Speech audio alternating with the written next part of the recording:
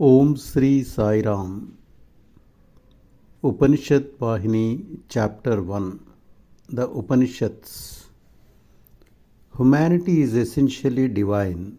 However, one believes oneself to be an individual, limited and temporary, because one is entangled in the characteristics of the five elements: sound, touch, form, taste, and smell. This error brings about joy and grief, good and bad, birth and death. To escape from this association with the elements, to rid oneself of the pulls of their characteristics, is the sign of liberation, known as Kaivalya, Moksha, or Mukti. The names may change, but the achievement is the same. While entangled in the five elements, one is attracted, distracted, or disappointed by them, all of which causes distress, wealth, possessions, vehicles, buildings, etc. are all transmutations of the elements. One craves them, and when one loses them or fails to get them, one spurns them. Let us take the five elements one by one. The living beings as the first one, the earth as its base, water, the second, is the basis for the earth. Water is produced from fire, the third element, and fire itself emanates from wind, Vayu, which is the fourth. Wind arises from ether, Akasha. Ether emerges from the primal nature, and the primal nature is but the manifestation of one aspect of the majesty of God, or the supreme sovereign Atma, Paramatma.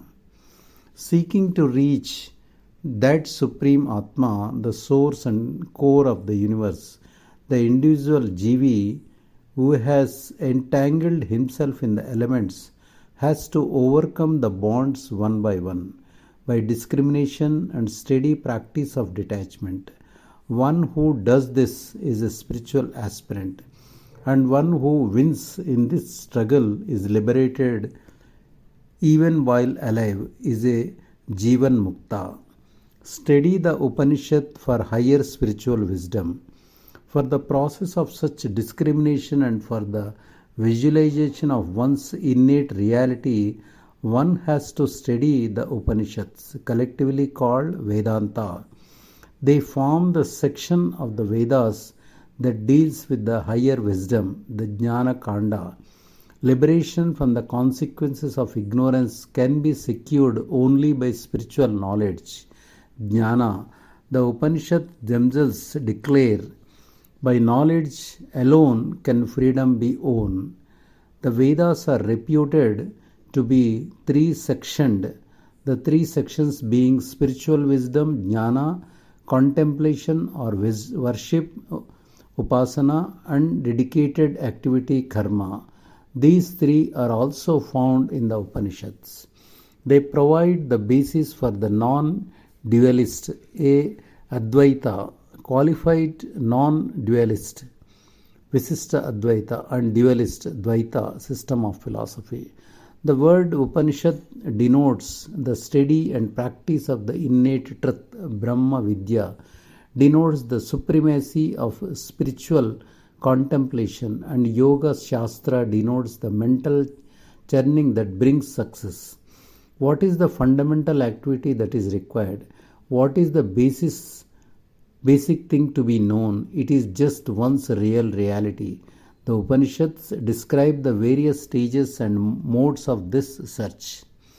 The name Upanishad is full of significance. Upani means the process of studying with steadfastness. Nishatha, Shata means attainment of ultimate reality. The name Upanishad arose for those reasons. The Upanishads do not only teach the principles of knowledge of the supreme reality, Atma Vidya, they also instruct in the practical means of realization. They point out not only the duties and obligations one has to bear, but also tell us the acts to be done and those to be avoided. Why? The Gita is but the essence of the Upanishad. Isn't it? Arjuna acquired by the lessons of the Gita the fruits of listening to the Upanishad. The statement that thou art tat tvam asi is found in the Upanishad. In the Gita, Krishna says to Arjuna, I am Arjuna among the Pandavas. That is to say, I and you are the same. This is the same as saying, thou art that. That the individual and God, Jiva and Ishvara are the same. So, whether it is Gita or the Upanishad, the teaching is non-duality, not duality or qualified monism. Develop purity of consciousness, moral awareness, and spiritual discrimination.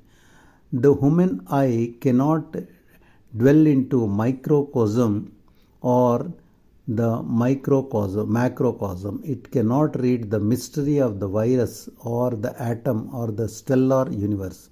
Therefore, scientists supplement the eye with the microscope and the telescope. Similarly, sages are able to experience divinity through the eye of knowledge gained by following the dharma of moral conduct and spiritual discipline. When the human eye needs an extraneous instrument to observe even the insignificant war and virus, how can a person refuse to go through the process of mantra in order to see the omnipresent transcendent principle? It is very hard to acquire the eye of wisdom. Concentration is essential for it, and for concentration to develop and stabilize, three things are very important: purity of consciousness, moral awareness, and spiritual discrimination. These qualifications are difficult for ordinary folk to attain, but humanity is endowed with the special instrument of discrimination, of judgment, of analysis, and synthesis. Among the animals, only mankind possesses it. It has to be developed and utilized to the best purpose. Through this instrument, one can realize the immanent divinity. Instead, one pesters oneself and others with questions like, where does God reside? If he is real, why is not he seen? Hearing such queries, one feels like pitying the poor questioners, for they are announcing their own foolishness. They are like the dullards who aspire for university degrees without taking pains even to learn the alphabet.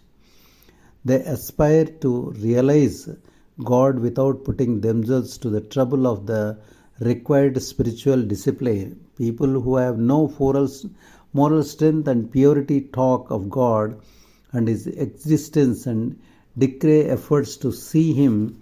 Such people have no right to be heard. Upanishads are the whisperings of God. Spiritual practice is based on the holy scripture Shastras. They can't be mastered in a trice. They can't be followed through talk. Their message is summed up in the Upanishads, so they are revered as authoritative. They are not the products of human intelligence. They are the whisperings of God to man. They are parts of the eternal Vedas, and the Vedas shine gloriously through all their parts. Upanishads are authentic and authoritative since they share the glory of the Vedas. They are 1180 in number, but through the centuries many of them disappeared from human memory and only 108 have survived. Of the 108, 10 have attained great popularity as a result of the depth and value of their contents. The sage Vyasa classified the Upanishads and allotted them among the four Vedas. The Rig Veda has 21 branches, and each branch has one Upanishad allotted to it. The Yajur has 109 branches and 109 Upanishad. Atharvana Veda has 50 branches and 50 Upanishad. The Sama Veda has 1,000 and 1,000. Thus, Vyasa assigned the 1180 Upanishads to the four Vedas. Shankaracharya raised the status of 10 of the Upanishads by selecting them for writing his commentaries. So they became specially important. Humanity stands to gain or fall by these 10. All who seek human welfare and progress are now apprehending whether even these 10 will be forgotten, because neglecting them will usher in moral and spiritual disaster. However, there is no reason for such fears. The Vedas can never be harmed. Pandits and those with faith should resolve to present at least these 10 Upanishads before humanity. They are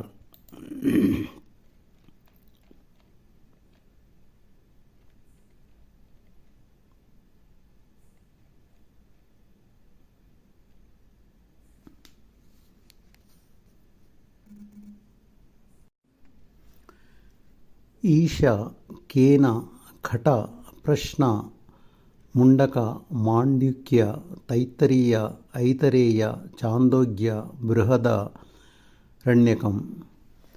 remaining 98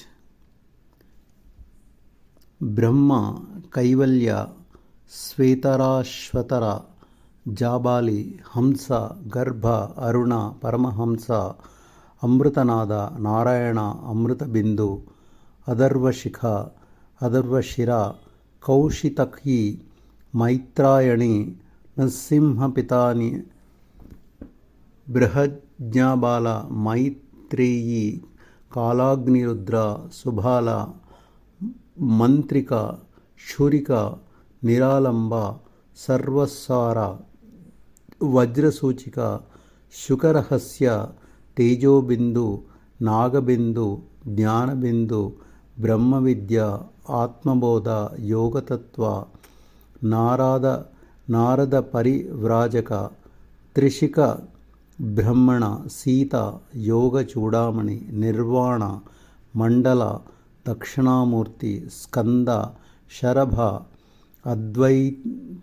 అద్వైతారక Mahanarayana Saubhagyalakshmi Saraswati రహస్య ముక్తిక బర్హుష్య రామతాపిని రామరహస్య ముద్గల వాసుదేవ పైంగల శాండిల్య మహా భిక్షుక శారీరక యోగశిఖ సంన్యాస తురీయతీత పరమహంస పరివ్రాజక అవ్యక్త అక్షమాలిక అన్నపూర్ణ ఏకాక్షర అక్షి అధ్యాత్మ సూర్య కుండిక ఆత్మ సావిత్రి పరబ్రహ్మ పాశుపత త్రిపురతాపాని తాపీన అవధూత త్రిపుర దేవి భావన కట రుద్ర యోగకుండలి రుద్రహృదయ రుద్రాక్ష భస్మదర్శన Ganapati తారసార మహావాక్య సామవేదాయ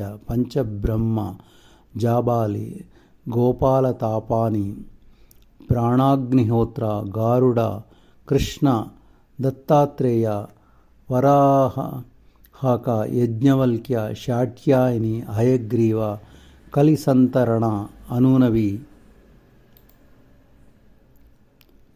The Upanishads have inspired other works on geography, astronomy, astrology, and economy and political theory, as well as the 18 Puranas comprising Skanda, Shiva, Garuda, and others. God is the prophet of the universe, spirituality of the Upanishad. The Vedas and the Upanishads are the very foundation of the eternal religion, Sanatana Dharma. This religion has no one founder as do others. The invisible unknown founder is God, the source of all wisdom. He is the prophet of this eternal universal religion. His grace and inspiration manifested through pure sages, and they became the spokespersons of this dharma. When the moral purity of men degenerates, God takes form as grace and inspiration in sages and teachers.